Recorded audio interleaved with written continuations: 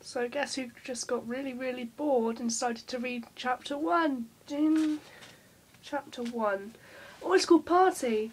Oh, hopefully Bella will be happy then. I was 99.9% sure I was dreaming. The reasons I was so certain were that first, I was standing in a bright shaft of sunlight, the kind of blinding clear sun that never shone on my grisly new hometown in Forks, Washington. Bella, you're not British, you have no right to moan about the weather. Stop complaining, we get it, it's rainy. And second, I was looking at my Grandma Marie. Gran had been dead for 6 years now, so that was solid evidence towards the dream theory. Still 99.9% then, because, you know, Gran could just be a vampire or a zombie or something. Gran hadn't changed much. Her face looked just the same as I remember it. The skin was soft and withered, like a dried apricot. That is the weirdest description I've ever heard of someone's face. Bella? It wasn't Gran who called my name, and we both turned to see the new addition in our small reunion. I didn't have to look up to see who it was.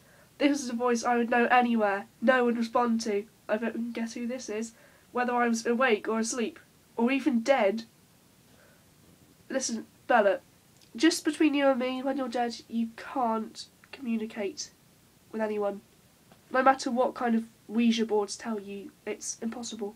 Okay? Okay. Even though I was always thrilled to see him, conscious or otherwise, and even though I was almost positive that I was dreaming... Stop this.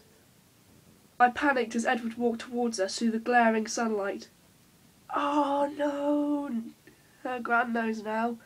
What was he doing? The whole reason he lived in Forks, the rainiest place in the world, or in the USA, but that's obviously the same thing, was so that he could be outside in the daytime without exposing his family's secret. Yet here he was, strolling gracefully towards me, yet with the most beautiful smile on his angel's face. Oh, dear. It's not an angel's face looks like a foot in the film. Edward was smiling so beautifully that my heart felt like it was going to swell up and burst through my chest. To be honest, Bella, I wish it would. Gran's expression surprised me. Instead of looking horrified, she was staring at me sheepishly, as if waiting for a scolding. She was standing in a strange position, one arm awkwardly away from her body, stretched out and then curled around the air. Like she had her arm around something I couldn't see, someone invisible. Oh, I spy a plot twist. Only then, as I looked at the bigger picture, did I notice the huge gilt frame that enclosed my grandmother's form. I raised the hand that wasn't wrapped around Edward's waist and reached out to touch her. She mimicked the movement exactly, mirrored it. With a dizzying jolt, my dream abruptly became a nightmare. There was no Gran. This was me, in a mirror. Me, ancient, creased and withered. Oh shit, old age. Edward stood beside me, casting no reflection, excruciatingly lovely. His beauty causes me physical pain. I woke with a start, my eyelids popping open wide. My eyelids? Eyelids? What, like, how do your eyelids pop wide? It's just... You can't pop your eyelid. Oh, it's Bella's 18th birthday, but she's just being a depressed little fuck like she always is. I was 18, and Edward never would be. He's over 100. You should have covered this in maths, Bella. Oh, wait. The only lesson you have is biology, so... Oh, wait. And I suppose if I could be sure of the future that I wanted, then a year or two one direction or the other wouldn't matter to me so much. Victory! Bella's happy again. Oh, wait, no she isn't. As the day progressed, I considered ways to get out of whatever was going down at the Cullen house tonight.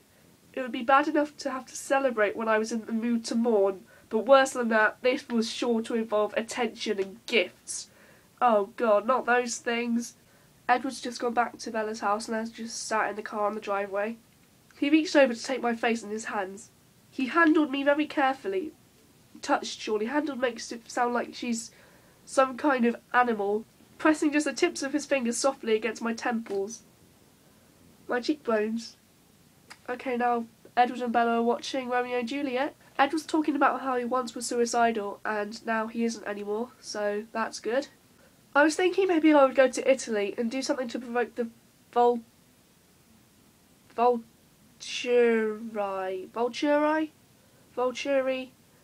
I'm going to say Vulturi. Abruptly, I was furious. Look at me, I'm the image of everything happy. The idea of Edward ceasing to exist, even if I were dead, was impossibly painful. Bella, we've been through this. Yet again, we've been through the fact that once you're dead, you do not care for anyone else. You care nothing because you are dead. Oh look, her dad's coming back. Charlie came in with a pizza box in his hands. I like pizza. Maybe Charlie could be my dad. I'd love that if Charlie was my dad. He'd just be like, "Hi, Bonnie, have some pizza." And I'd be really happy, and I wouldn't be so bloody depressed about it. Bella. The Cullens are inviting her to a birthday party. It was 100 times worse than I expected. Bella, seriously, these people have gone through effort for you. "Open mine and Edward's next," Alice said. I turned to give Edward a basilisk glare. "You promised." I took the little package, rolling my eyes at Edward while I stuck my finger under the edge of the paper and jerked up the tape. "Shoot," I muttered, when the paper sliced my finger.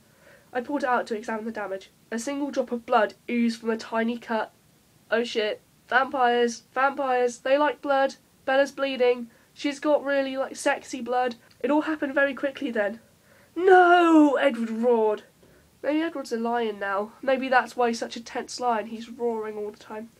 He threw himself at me. He threw himself at me, flinging me back across the table. It fell as I did, scattering the cake and the presents, the flowers and the plates.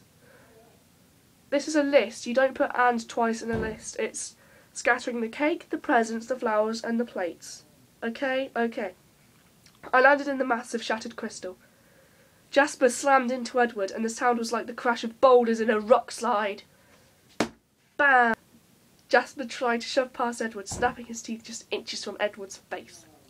Only now did I feel the searing, stinging pain that ran from my wrist to the crease inside my elbow. Okay, first reaction, vampires. Second reaction, Jasper. Third reaction, oh, there's blood, lol. Dazed and disorientated, I looked up from the bright red blood pulsing out of my arm into the feathered eyes of 6 suddenly ravenous vampires. Oh. Bad times for Bella Swan, and it's only the end of chapter 1, so that kind of gives you a picture of what the rest of the book's going to be like. I might do chapter 2 tonight, but I doubt it. If I do, then that'll be good, but if not, then I'll see you tomorrow. Bye.